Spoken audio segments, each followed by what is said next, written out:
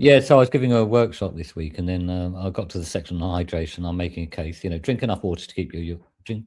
I think I may have said, well, I don't know. I think I said water, which is the problem. Could have said fluid, but drink enough water or fluid to keep your urine pale yellow throughout the course of the day. We've covered this before. That's a great. We did. Guide. We had a Tony Robbins anecdote. The Tony Robbins anecdote. Yeah, we did. Yeah. Dehydrated. What did he drink more water? This is standing at a urinal. Okay. Yes.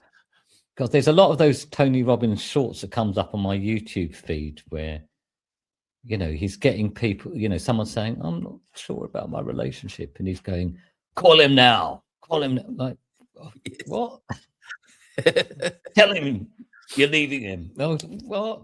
Hey, what? Hey, nothing. What? Could you? Gurus for another episode, right. John. So the question was about water. And my response is no. Actually, there's other things that you could have. So, for example, tea. I know we've discussed tea and coffee before. Tea has water in it. And although it's very mildly diuretic, okay, that diuretic effect is basically more than made up for the water that's in the tea. And therefore, tea is hydrating, okay? Mm-hmm.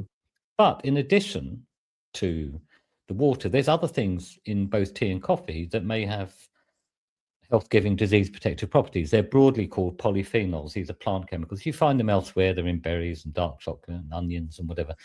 But basically, they have disease-protective properties, it looks like, okay?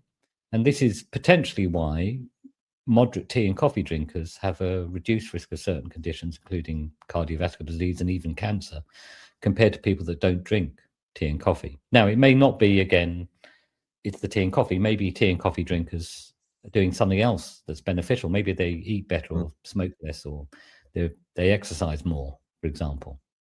Does that make sense? But actually, there's a plausible reason for why tea may be actually more healthy than water.